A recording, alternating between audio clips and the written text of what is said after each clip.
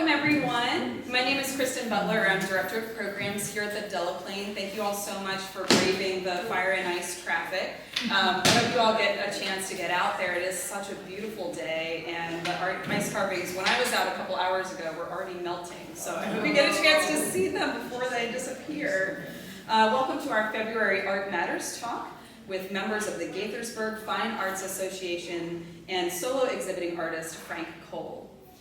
Frank's exhibition is here in the West Gallery. The Gaithersburg Fine Art Association's exhibition is next door in the East Gallery. We also have Deborah Ambush's exhibition in the side gallery, so you go through here and it's in the corner. And Alex Mercado's exhibition is on the second floor in both galleries. This talk will be recorded and put up on our YouTube channel. And there's a backlog, a lot of these. We've been recording these since the pandemic, so there's a huge catalog to go through and enjoy, along with a lot of scholarly talks and other kinds of presentations as well. While you're here, in addition to seeing these great exhibitions, please also pick up a magazine and check out our website for upcoming programs, exhibitions, and classes. So I'm going to go ahead and launch right into it. Bill is going to be our first speaker. Bill Mapes is the president of the Gaithersburg Fine Art Association. He graduated from Philadelphia College of Art with a BFA in illustration. He has won numerous awards and has exhibited throughout Maryland. Please help me welcome Bill.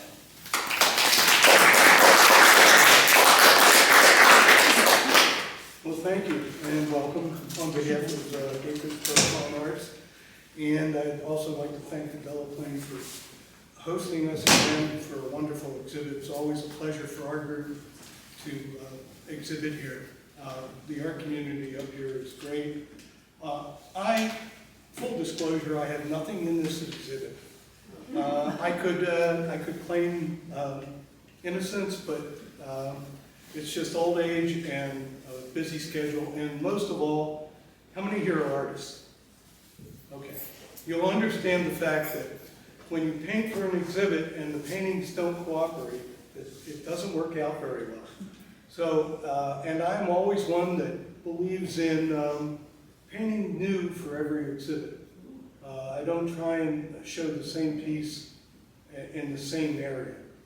Now, that being said, I could have put other pieces in here, but they were older pieces, and older pieces could be a month ago, it could be several years ago. So I just was not happy with that. But I promise the next time we're up here, I will make a good showing. The Gaithersburg Fine Arts Association is a wonderful group, and the exhibit itself will stand on its own for the artists.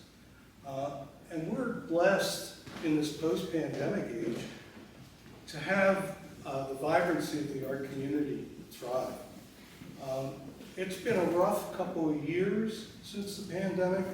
Memberships are down. In Montgomery County, we have 5 or 6 big art groups, and the competition is brisk. And I run an open art session with a model at Hood College every Friday. And a little shameless advertising. If you're interested, I have information. But, and it runs all year round. And the point of that is not only to provide availability of live models for artists, we also do it for 4 weeks, which means you complete a painting.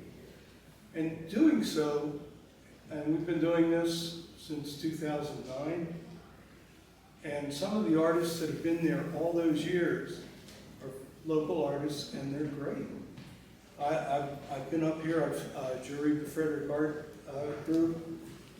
The artwork in this whole region is really nice, and I don't say that lightly. The competition is good, and that is very healthy. So I invite everybody to participate wherever you can and keep everything open.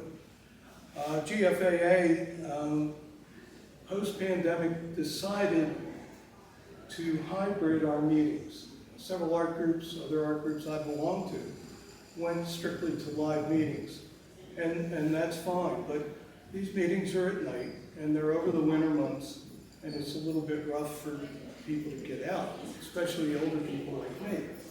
And so we decided to do hybrid, and it's worked out fairly well. At least it keeps our membership in contact, and everybody's aware of what's going on as far as shows and other activities. The bad news about the hybrid meetings is that people that are home don't get to interact with our speakers, and we have a speaker at every meeting. And we're going to segue more into demonstrations, which means it's hard to do on Zoom. It's a production then. And I'm not that technically savvy, and we're sort of blundering through the process. But we're getting better, and we want to have more demos and more live interaction. So we're hoping that other groups are doing the same and are enjoying the same results that we're starting to get. Our membership is picking up, which means more people are coming out of their rabbit holes and participating, and it's good. It's good because we're a community, and if you don't get to talk with your fellow artists, you don't share, you don't understand their art, you don't delve into their minds and see why they did what they did. The only opportunity is meetings like this, where you get to react with other artists or the artists that are on display. So with that in mind, I'm glad that you're here. I'm glad that you will participate and will do more in the future. And I hope you enjoy our show. Thank you.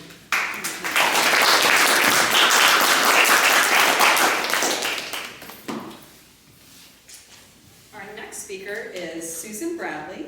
Susan spent years providing management and exhibit support to the Smithsonian and government consulting firms.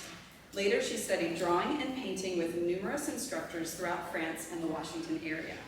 Susan is a member of the Gaithersburg Fine Arts Association, Potomac Valley Watercolorists, and a signature member of the Baltimore Watercolor Society.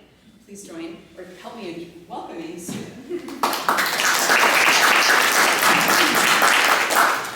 Thank you, Kristen. I'd like to talk about things we leave behind, because having worked in museums for very long, that's what museums are all about, things people have left behind. And so that's where I start my painting. I've been painting about 20 years off and on, and I seek out photos and sketches that I want to convert into paintings by looking at museums. Yeah. Museums, things that I see along my way, found objects, and family hand-me-downs, travel views, and other experiences that I've had. The next one. These are examples of things you might find in museums, tools people leave behind. I especially like kitchen tools, but these look like tools that have been both in the kitchen or in my garage, or found it from my husband's family that passed down a bunch of old tools. The next one, historical sites of items left behind. This is from a copper mine that's in Alaska, and you have to fly into this national park in order to get there. It's Wrangell National Park, and there's a copper mine. There's another slide, the next one. And then I also, this is another part of the copper mine. And the next one is an old car that we saw along the route. And I took a photo of it and made it into a painting. Things that I see along the way, I loved, since this is Frederick and there's so many antique stores, this is walking past antique stores and I saw these hats, and I have to admit, I love hats, but I don't like to wear them. So I take a lot of photos of hats, and I've acquired some hats from my grandmother and family members. There's another hat store here. And then there's found objects that I see along the road. Or actually, this may have been in Vienna. There's a statue of a man with big boots on in the middle of the pedestrian pathway. And I saw this, and I took a photo of just his boot. not the whole painting. So that's my found objects. And my husband and I did a lot of traveling. We lived in France for 11 years. And I love to go to cathedrals. And so here's a apse from a cathedral that I saw. And then these are kneeling chairs that were found in a cathedral. And I liked the light that was coming in. So I took a photo, and I'm still working on this painting here. And when we travel, I always look for textures along the road, from anything from a manhole cover to a door to a lock, and I try to convert them into paintings along the way. And this is a booksellers market in Cuba that we saw, and I just love the textures and the people that were walking along there. My person there is pretty dim, but it was an interesting place to see, especially in Cuba that has had so many issues in the past. And the next one, I really like to watch people. And this lady was eating an ice cream cone in Eastern Europe a couple of years ago, and I have multiple pictures of kids with ice cream cones and people eating, or people just walking and talking along the way. So these are the kinds of paintings that I do, and I have a real mishmash of what's in here today, so I hope that you'll stop and look at my paintings.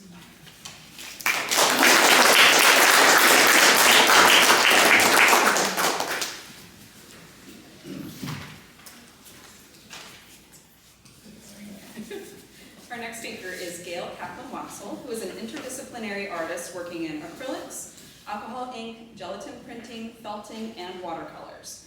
Gail participates in a weekly abstract painting studio group here in Frederick and is involved in the art community in Frederick and Montgomery counties. Her work has been shown at the Kentlands and Glenview Mansions, Delaplaine Art Center, Yellow Barn, and Black Rock Center for the Arts. She is on the board of the Gaithersburg Fine Arts Association, is an active member of the Art League of Germantown, Gaithersburg Artists Collective, Rockville Art League, and the International Society of Experimental Artists. Please welcome Gail.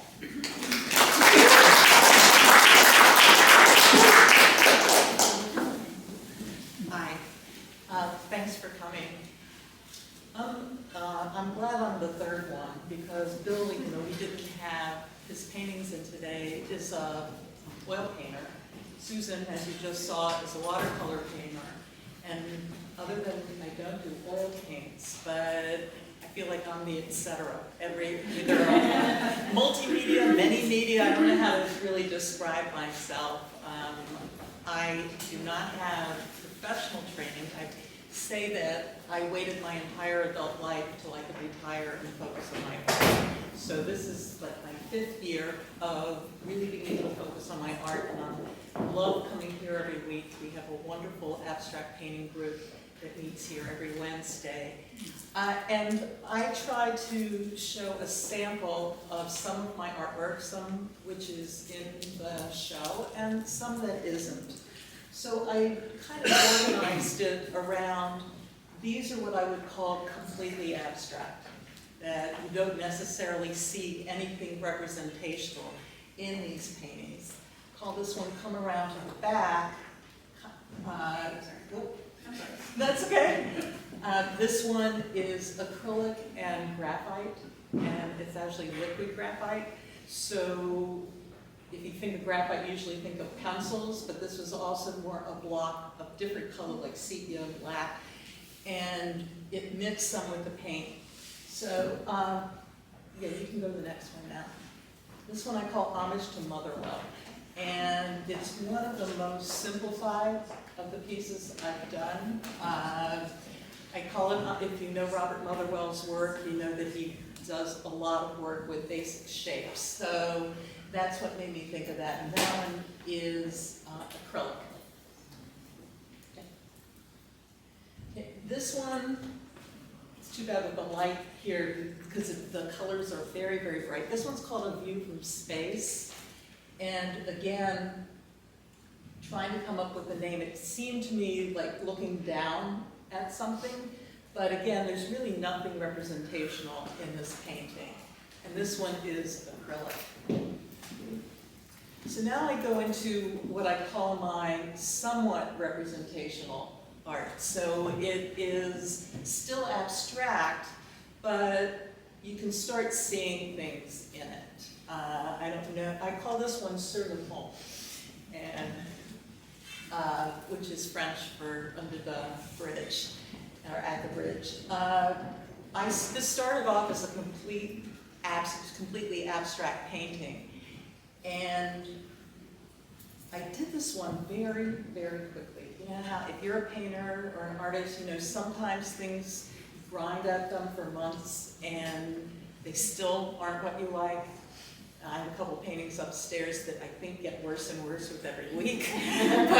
But this one happened very, very quickly. I didn't have anything in mind, just started putting color on the canvas, and all of a sudden some images started coming out to me, so I highlighted them. So I saw a bridge, I saw some boats, but again, it's still very abstract. And this one is also acrylic, but unlike a lot of the ones that you've seen of mine and that I work where the layers are built up, this is like a single layer, so it almost looks like a watercolor.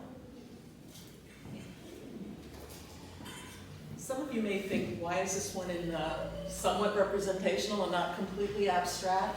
But this one's called Nothing Gold Can Stay. And it is a collage. It has some acrylic in it. It has some stenciling in it. It has graphite in it. And it has a lot of paper that I glued on this. This is a collage. When I was, International Society of Experimental Artists had this wonderful symposium in September, and Linda and I were in a workshop on mark making. So I had a whole day's worth of mark making that I had done on different papers, nothing which was a finished piece of art. So when I got back here in the fall, I just started tearing it up and creating this. And it reminded me of trees. It reminded me of trees in the fall. So that's where the name came from. Okay, now this again is partially representational. One of the newer mediums for me is needle felting and wet felting. And it's a process of taking unspun wool and a special needle with barbs on it and doing a lot of this to have the fibers actually come together. So this initially was just felt, and then I started thinking, oh, I want to put a tree in here. So that was where the pink reminded me of the tree. Put a couple leaves here and there, but it isn't really, it's certainly not a realistic painting. So this is I don't remember if I have the slide of the piece from next door or not. Maybe. If we don't, I'll get back to it. No, in the show, there's the one big piece of fiber that's on the wall is an example of what's called wet felting and needle felting, which means that I took a whole table full of pieces of unspun wool and had to work hours manipulating it so that the fibers would come together. And then once I did that, then I started playing with it, putting folds in it, and adding the beads and the embroidery. Okay, thanks. Okay, this is another collage I did. I did this series called Soul Sisterhood, and there's some paint, some different types of papers, rice papers, tissue papers. I am very struck by what we call our new neighbors, the refugee community that have come to Montgomery County and other places and have had some personal interactions with a women's group So this is one of the pieces that I did that just reminds me, kind of honors the women in that group. But again, so this is completely, it has some acrylic paint in it, but it also has some of my prints. And if you look closely, you can see there are some newspapers in there as well as some drawings, as well as some Starbucks. You know, I use the piece that they put on Starbucks cups to keep you from burning your hand. They're great in collage. You see them a lot in my collages, as well as the mesh bags that avocados come in. So not only do I do lots of media, I do lots of different types of materials in my work. This is an example of my alcohol ink work. This is, the AI is alcohol ink. This is a peony. I love alcohol ink. I find it much easier to work with than watercolor. Watercolor, I'm working on it, but I find it's very challenging. But I get some of the same feeling with alcohol ink, which is really similar to any kind of ink you've seen, but the liquid that's mixed with the pigment is actually isopropyl alcohol. And I use that to dilute it as well. These are some of my journals. You may have seen them in the gift shop in the front. There are also some out in the hallway right now. I do gelatin printing, use a gelatin plate and print. When we talk about, like Susan talked about her getting ideas from the past, I get a lot of my ideas from nature and from movement. Those are probably the two big themes that I have. And with most of these, you'll see leaves, you'll see weeds. We live near a park, I pick things up and I print with them all the time. So again, that's an example of using my art in a different way. And these are some of my felted pins. I've got one on here now. You can see my back, got some there, where I've taken the needle felting and made something that could be worn from it. And so I do the felting like I had explained before, and then do the embroidery and the beading. This is the piece I was talking about that's in the gallery, where it is a bigger, that started as 30 inches by 30 inches. And it's now, I think, about 11 by 19. And it wasn't much bigger than that before I put some of the folds in it. I'd love to do more with wet felting, but I have to have a lot of time, a lot of patience, and a lot of stamina to get that started. I wanted to show you if you've never seen felting, this is how that piece started. It was just a whole bunch of layers of unspun wool. Then I covered it with a piece of netting and wet the whole thing down with soapy water. And once it's completely wet down, I kneaded it with my hands. Then I used a roller with some bubble wrap on it and agitated back and forth, I mean hours of back and forth to have it come together. I actually finally gave up with this piece because it wasn't going as quickly as I wanted, and I threw it in the dryer. And I don't always recommend that. I was happy with what happened with it. You can go ahead to the next one. So again, that's just showing completely covered with the net. And then this is what it looked like when it came out of the dryer. So I took that, and then I actually turned it so that it was 90 degrees from what it is now, and I started seeing all these natural curves in it. So that's what I followed. So that, as an abstract artist, that's kind of my MO. I may start not knowing exactly where I'm going with something. I'll just start applying paint or applying pieces of collage, and then I see where it takes me, and I see where I see it. That's it. Thank you.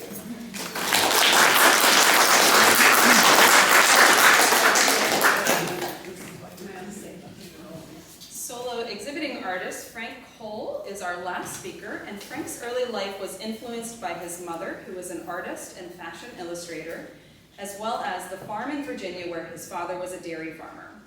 After an MFA at Yale, Frank worked as a landscape designer, and nature has always been a strong undercurrent of his work, from the sea and weather while living in Florida to the Blue Ridge Mountains he remembers from his childhood kitchen window. Frank's work is in many collections, including the Virginia Museum of Fine Arts and the Portsmouth Museum. Please welcome Frank Folt. I'm going to break this into two spots here. One is what brought me here, and two, a little bit about the painting. I'm not here to explain the paintings, I'm not here to explain the technique of them. It's much more visceral than that, and it comes from a long period of painting. This past week or so, I turned 75, and I'm going, what happened to all those years? But it made me think of one of my earliest memories as an artist. Corey Fry helped me hang this show, and without him, this would not have happened, because he really brought me to the Delaplaine. And I really wanted him to be here so I could thank him again, how much that has meant to me. 70 years ago, I did a picture of a robin in watercolor, colored pencil, on a piece of that vanilla paper that we all used back in kindergarten in the day. And I thought that was the best piece of art in the world. And I ran out the front door. We lived on the farm out in the country. Ran out the front door. My mom was learning to drive. So I was waiting for her to come around with a car, take me to kindergarten. And I stood there with this drawing in my hand. I'll never forget it. And it was Saturday. She yelled at, Frank, get your butt back in the house. There's no school today. I was so disappointed. I really wanted to show the work and making things and that was one of the purest examples ever of making something and wanting to show it. Over the years, a lot has happened. When I went to VCU, and I was sort of graduated big dog in the painting department. Went to Yale on a fellowship. Virginia Museum pitched in a lot of money. $3,000 she could have gave me 1 year at Yale, and I lived on $3,000. I lived in a cold water studio, but it was great. But I came out of Yale essentially clinically depressed. I didn't paint for 7 years. They wanted to throw me out of school. I had a bad attitude. And the work I took all the work that I did at Yale and took it back to the farm and I burned it. So there's a big difference between the robin and burning. My best friend in college killed himself while I was at Yale. And my best friend at Yale knocked on my door one night, at 1 o'clock in the morning, he slipped us with the and I took him to the hospital. He lived, he was fine, but it was like, this is powerful stuff. So I didn't paint for a long time. In 1980, I moved to, I gave a good job as a landscape designer up here, moved to Richmond, Virginia, where I'd gone to school and became an artist again. And I started painting ocean waves. Big ones. They were probably 3 times the size of this painting. Huge things. They were, one of them's hanging in the Federal Reserve collection. The rest of them I think were destroyed. They're too big. But I got back to painting. And then I started dealing with my emotions, which as you probably can see are evident when I talk. And I did still life paintings. A little bit of that one in the back there with that, there's a remnant of the still life. But it's still life paintings that were dark and heavy and oil and glazes. And they were about my emotional interior life. They were emotional still life. So still life is not emotional, it's something people render, but it was I made them emotional. And then peak of my fame in Richmond, museum stuff and all that. I moved to Florida, became an unknown again. And I started painting, I brought 2 of the maps of Florida that I did. Those are 07s, but I started in 91, I think it was, painting maps of Florida in relief like that with oil glazes on top about what man was doing to pressure nature. And that has stayed with me all this time. So that's what, 40 years now, right? 30 years. Yeah, it was over 35 years of painting about the pressure that man is bringing to nature and to himself in return. So I'm going to do these. So I did rebuilding this. These were violent local maps. Then I did rebuilding the sky, which I showed in a show a few years ago. And this brings me to the Blue Mountains High Water Series. And these have, ever since '91, I have pretty much titled all the large pieces and put the titles right on the painting. There's Light of the Lake. Some of them, this one has moss instead. This is moth on the mountain. And then so I would always have that as a context to sort of maintain what I wanted this painting to be about. I didn't want to forget that. Because sometimes the paintings would change and so forth. But I wanted that power and the force that I felt to come through the work. And these paintings, thanks to Corey, because no commercial gallery will show these things. I did not get anybody to show them. My gallery dealer in Virginia died prematurely of cancer, and in fact, one of my collectors died. He shot himself a few years back. Well, but anyway, so that ran its course. But nobody showed these things, but Corey said, bring them over here. And it's really great. I'm really proud of this work. And I'm glad to see it in a room together. I paint these in a 12 by 18 studio that I built in my backyard. And I paint them and then I turn them face to the wall.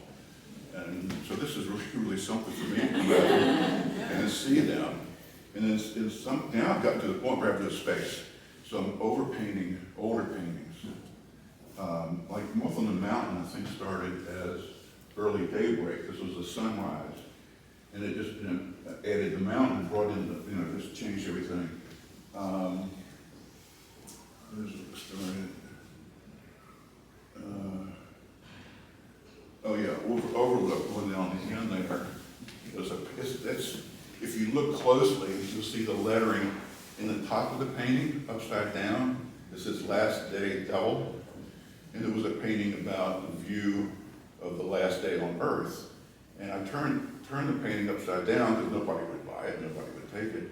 I turned it upside down and put a mountain in here and put the pressure back in more forcefully. And called it Overlook, because we go to an overlook.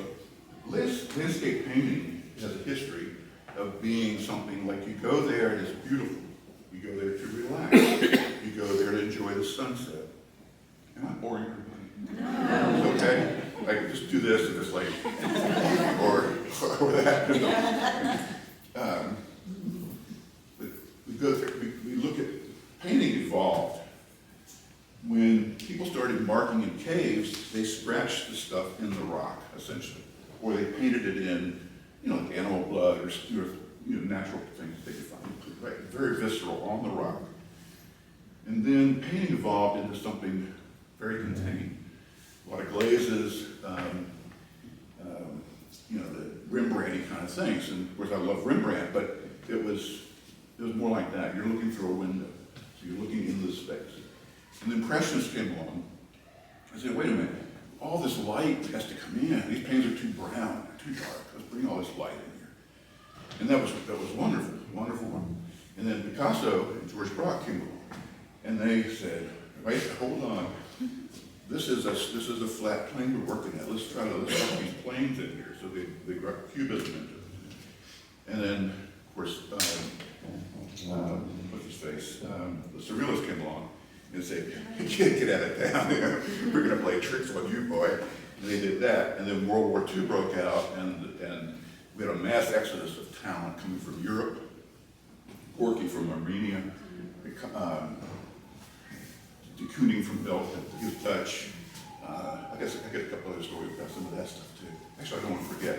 But anyway, a lot of talent came here. And the war brought out a core in people because of this way we were destroying each other so much that, that this came out in a very visceral way. De Kooning was very visceral. Pollock. And then it became a little bit more thoughtful. Franklin Taylor, Morris Lewis, certainly Rothko. And then Warhol came along and said, hey, you guys, this is art's what you find on the street, laying on the sidewalk, whatever. And then this is kind of where I drop off, because then it became like a solid wood, Mel Bachner, guys like that I just don't have any feel for. And then the 80s, it was kind of a fun time to be an artist, and I really enjoyed that.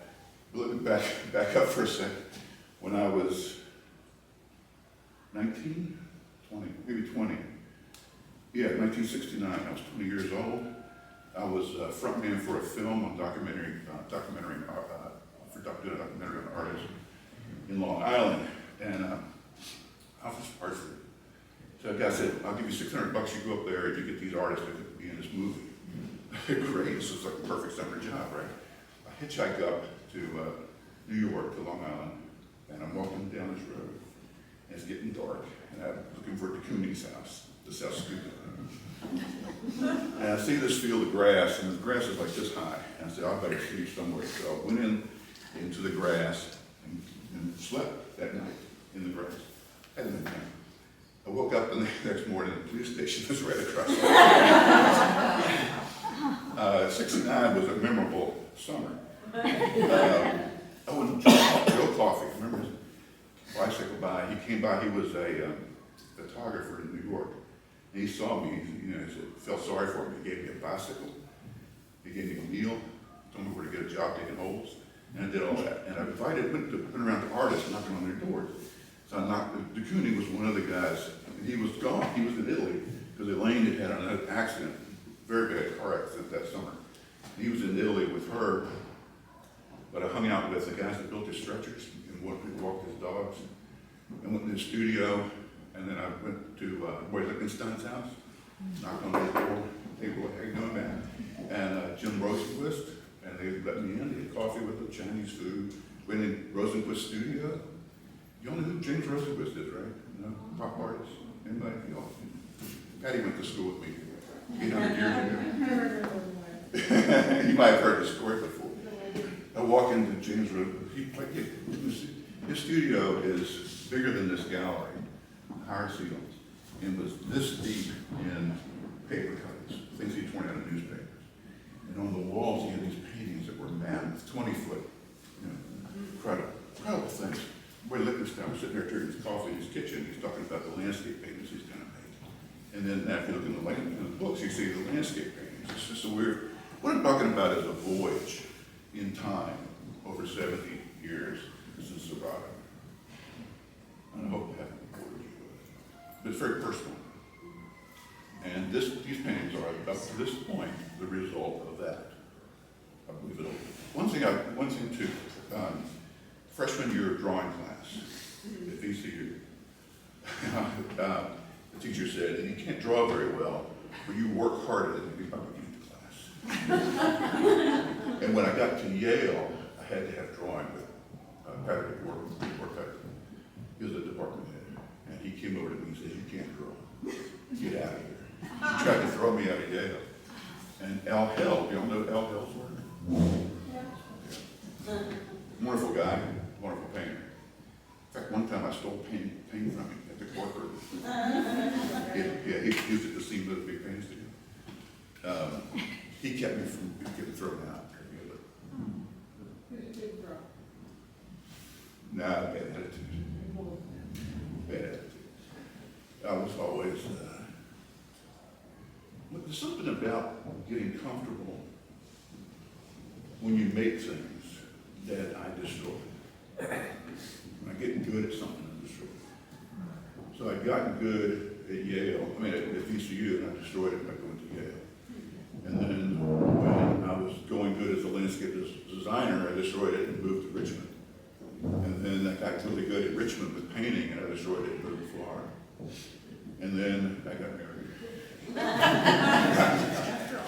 And then everything changes because then you have a family support and all that. But in 2012, I built a studio, and these are all done. The last 2 years of work is a year for the most part, and when you retire, you have all the time. So I hope you enjoyed the paintings, and I hope you enjoyed what I have to say. Thank you.